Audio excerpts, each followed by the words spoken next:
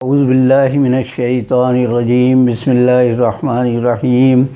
معزز خواتین و حضرات، آج گوشہ کمال کی 14ویں نشست ہے جس میں ہم اور آپ ایک دوسرے کے سامنے ہیں۔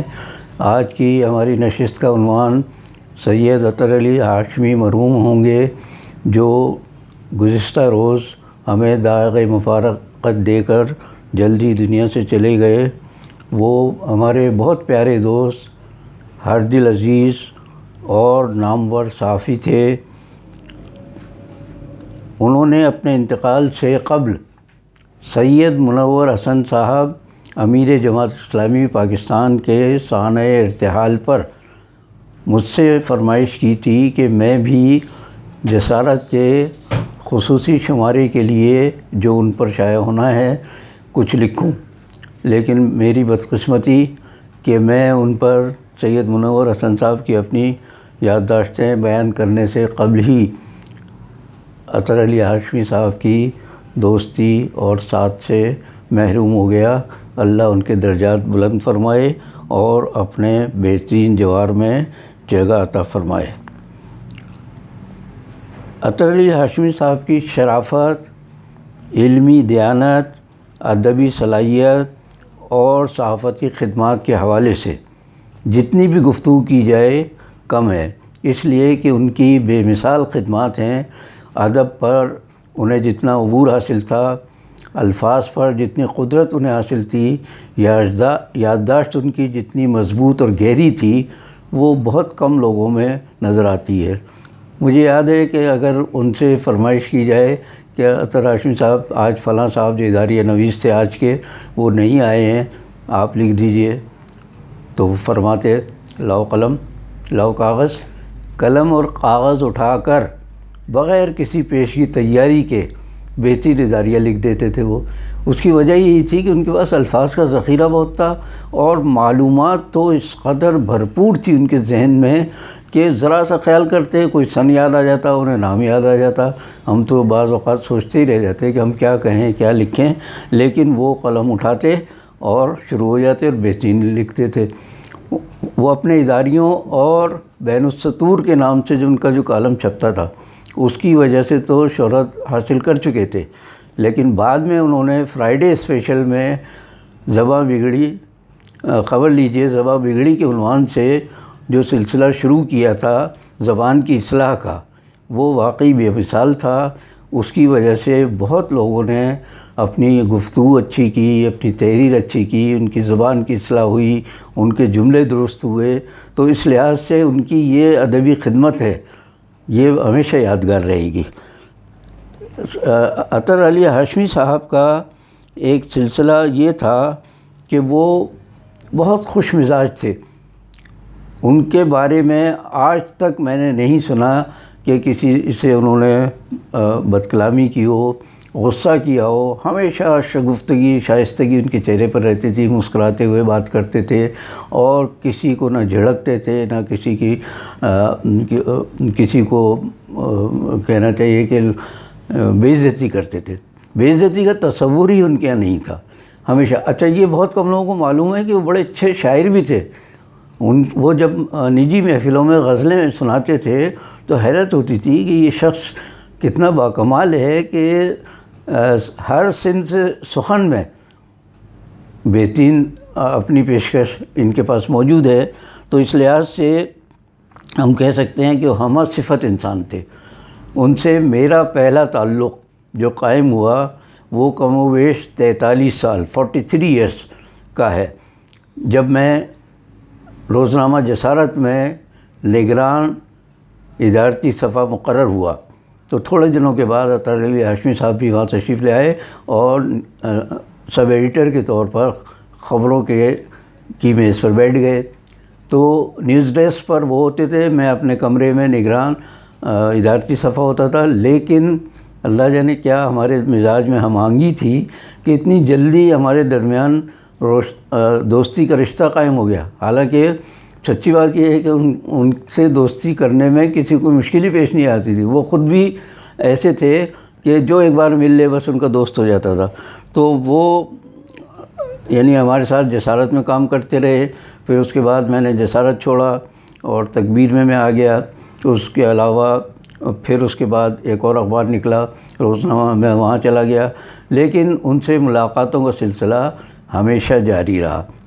ان سے ایک بڑی یادگار ملاقات ہماری ہوئی سعودی عرب میں، جب وہاں حج کے زمانے میں کسی اخبار کا 1.5 مہینے کے لیے اردو ایڈیشن نکلتا تھا.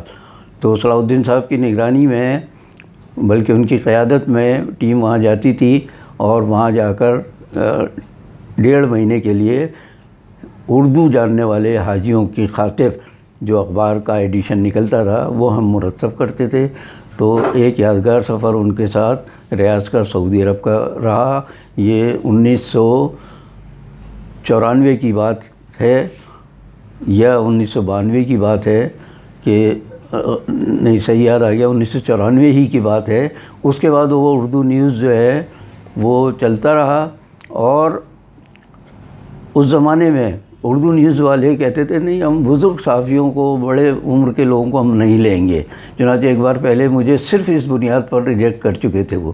لیکن جب ہم 1994 میں وہاں گئے جدہ اور ملاقات ہوئی وہاں کے لوگوں سے، تو انہوں نے فوراً پیشکش کی مجھے بھی اور اطہر ہاشمی صاحب کو بھی کہ آپ بس یہاں رک جائیں، آپ کو ہم ابھی اپائنٹمنٹ لیٹر دے دیتے ہیں، تقرر نامہ دے دیتے ہیں ہم آپ کو. تو میں تو سچی بات یہ ہے کہ میں گھر کا اتنا عادی ہوں کہ میرا تو دل بالکل اپنے ملک، اپنے شہر، اپنے گھر والوں سے دور رہنے کا نہیں چاہتا. میں نے تو صاف انکار کر دیا کہ نہیں جی میں تو نہیں کر سکتا.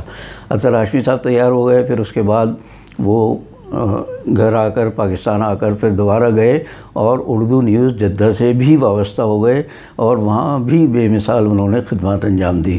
اردو ادب کے فروغ میں جدہ میں رہ کر اردو نیوز کے تحت انہوں نے بہت کام کیا اور اللہ ان کو قبول کرے. اس کے بعد پھر وہ وہاں کے حالات خراب ہوئے اردو نیوز کے، تو یہ واپس کراچی تشریف لے آئے. پھر میں جس اخبار میں تھا اس اخبار میں بھی یہ تھوڑے عرصے کام کرتے رہے. لیکن جیسا کہ میں پہلے بتا چکا ہوں کہ میرا اخبار کے مالکان سے مزاج ملتا ہی نہیں تھا، تو اطہر ہاشمی صاحب کا کیسے ملتا. چنانچہ یہ بہت جلد بدل ہو کر وہ چھوڑ کر پھر جسارت میں واپس آ گئے اور یہاں چیف ایڈیٹر کے طور پر اپنی خدمات انجام دیتے رہے. سچی بات یہ ہے کہ اطہر ہاشمی جیسا صاحب علم اور صاحب مزاج، بلکہ کہنا چاہیے خوش اخلاق، شگفتہ مزاج آدمی صحافت کی دنیا میں اب شاید ہمیں نہیں ملے. ہر شخص جو بھی ان سے ایک بار مل لیتا تھا بس ان کا گرویدہ ہو جاتا تھا. تو ہماری تو خیر بہت اچھی دوستی تھی. ایک اور اہم بات یہاں یہ کہنا چاہتا ہوں کہ جس وقت وہ فیڈرل بھی ایریا میں رہائش پذیر تھے اور میں گلستان جوہر میں آ گیا تھا، تو اس کے بعد بھی ملاقاتیں کم رہیں ان سے. لیکن بعد میں وہ بھی گلستان جوہر منتقل ہو گئے، تو پھر ان کی ہماری ملاقاتیں ایک دوسرے کے گھروں پر زیادہ رہنے لگیں. اور آخری عمر میں تو وہ میرے رہائش کے بالکل قریب آ گئے تھے کہ میں پیدل ان کے یہاں جا سکتا تھا. اس وقت تک وہ بیمار رہنے لگے تو وہ خود تو تشریف نہیں لا سکتے تھے بہت کوشش کے باوجود، لیکن میں ان کی مزاج پرسی کے لیے اکثر جاتا رہا. آخری ملاقات جب میری ہوئی ہے تو ان کے بیٹے نے مجھ سے کہا کہ ہمارے ابو آپ کے گھر بہت آنا چاہتے ہیں، ملنا چاہتے ہیں، بہت بیٹھنا چاہتے ہیں، تو میں کسی دن آپ کے گھر چھوڑ جاؤں گا گاڑی میں اور پھر 2-4 گھنٹے جب تک آپ باتیں کریں گے تو اس کے بعد میں آ کر لے جاؤں گا. تو یہ آخری میری ان کی ملاقات تھی. یہ اتوار کا دن تھا جب وہ چھٹی کرتے ہیں. میں نے ان کو ایسے، انہوں نے مجھے فون کیا، ایسے ہی خیریت دریافت کی، سلام دعا ہوئی. تو پھر مجھے خیال آیا، میں نے کہا ہاشمی صاحب آپ فرصت میں ہیں کیا؟ کہہ لیں ہاں فرصت میں ہوں. میں نے کہا میں آ جاؤں آپ کے پاس؟ کہہ لیں آ جائیں. یہ تقریباً رات کے 9:30-10 بجے کا وقت تھا، قریب ہی ہے. میں پیدل چلا گیا ان کے گھر.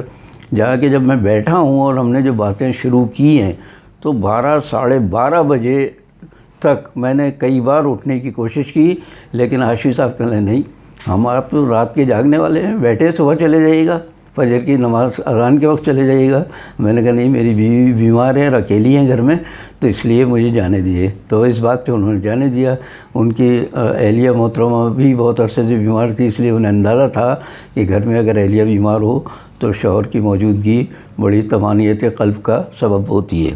یہ تو ہوئی ان کے حوالے سے کچھ معلومات، کچھ یادگاریں، کچھ یادیں. اب میں آتا ہوں ان کے انتقال پر. جب ان کے انتقال پر میں جنازے کے لیے گیا، شریک ہوا، تو میری طبیعت بہت زیادہ خراب، اور سچی بات ہے اس دن اتنی شدید گرمی تھی کہ بالکل برداشت نہیں ہو رہی تھی مجھ سے۔ خیر نماز جنازہ کے بعد میں نے رکشہ لیا اور گھر آ گیا۔ میں کہا قبرستان تک جا کر کہیں ایسا نہ ہو کہ میں دوسرے کے لیے مصیبت کا سبب بن جاؤں، تو میں گھر آ گیا واپس۔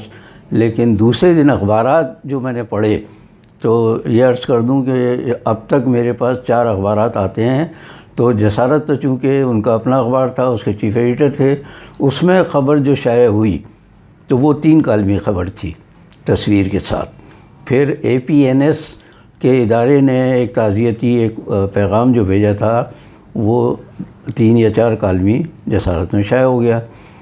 جس اخبار سے میں منسلک رہا جون تک، اس اخبار میں بھی اطہر ہاشمی صاحب خدمات انجام دے چکے تھے، لیکن وہاں آخری صفحے پر ایک چھوٹی سی 2 کالمی خبر شائع ہوئی، اور وہ جو اشتہار APNS کا ہے جو سارے اخبارات کو شائع کرنا لازم ہوتا ہے، وہ اس اخبار میں نہیں تھا۔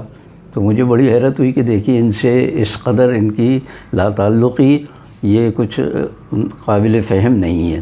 جبکہ اس اخبار میں ایک بڑے ٹائکون، پراپرٹی ٹائکون جو کہلاتے ہیں، نام میں نہیں لوں گا، ان کے خلاف روزانہ بہت بڑے بڑے اشتہارات اپنی طرف سے شائع کر رہے ہیں وہ۔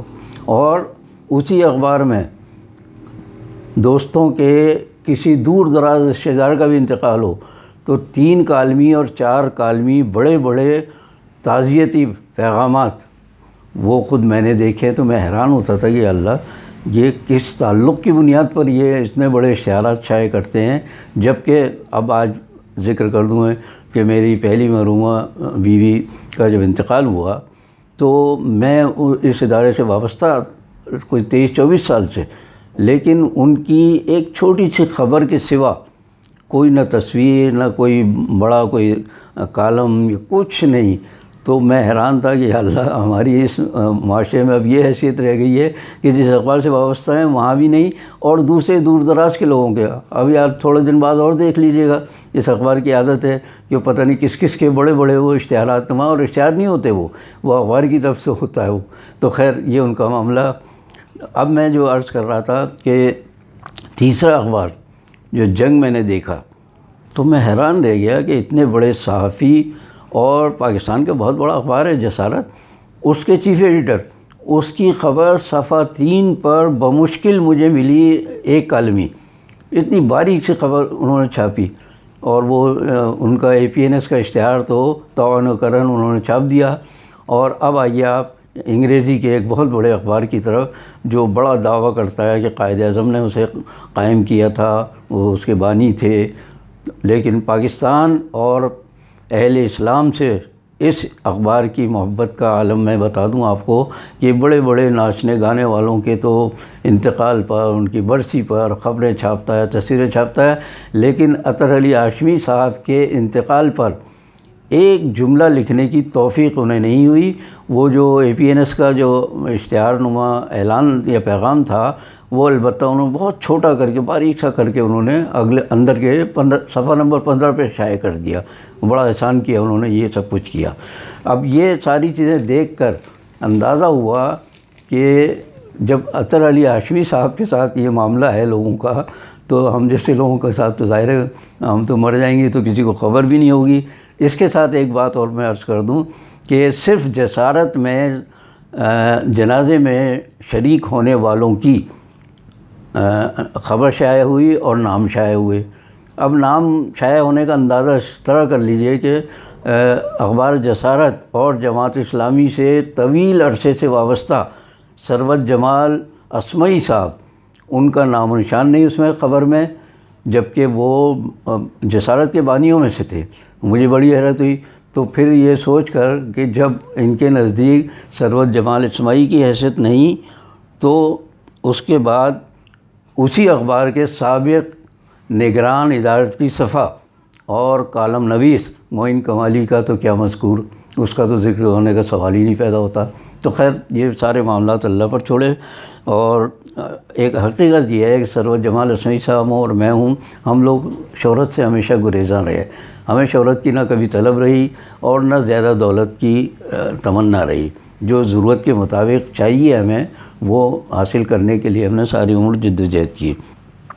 تو بہرحال اب اطہر ہاشمی صاحب تو چلے گئے اپنے رب کے حضور، اور ہماری بھی خواہش یہی ہے کہ بغیر کسی نام و نمود کے اگر ہم اچھے نامہ اعمال کے ساتھ رب کائنات کے حضور حاضر ہو جائیں، وہاں موجود ہوں، تو یہ ہماری بڑی کامیابی ہوگی۔ بقول منیر نیازی، جن کو میں اکثر پڑھتا ہوں اور بیان دہراتا بھی رہتا ہوں، تو ان کا یہ مصرع تو بہت کمال کا ہے کہ دنیا سے خاموشی سے گزر جائیں ہم تو کیا، ہماری بلا سے کوئی یاد کرے نہ کرے، ہم بس اپنا اعمال نامہ لے کے چلے جائیں گے، اللہ بس باقی حوث۔ آج اس پر اکتفا کرتے ہیں، اور باقی بشرط زندگی باقی۔